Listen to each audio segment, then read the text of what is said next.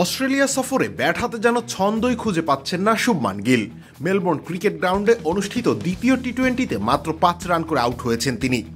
প্রথম ম্যাচে 37 রানের ইনিংস খেললেও তার পরের ব্যর্থতা ফের আলোচনায় এনেছে গিলের টি-20 ফর্ম, আর এই সমালোচনায় এখন তার নিত্যদিনের সঙ্গী।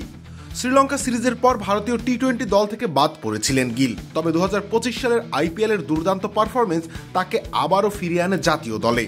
650 রান, গড় 50, স্ট্রাইক রেট 150.88।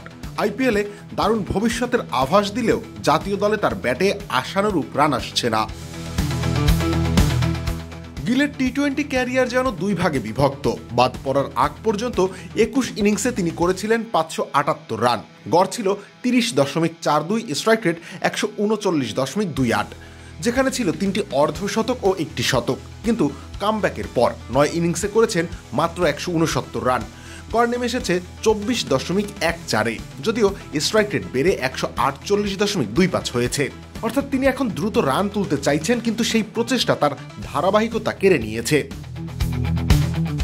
অন্যদিকে একই সময় যশস্বী জয়সওয়াল ও ঋতুরাজ গায়করের পারফরমেন্স তুলনামূলকভাবে অনেক বেশি উজ্জ্বল।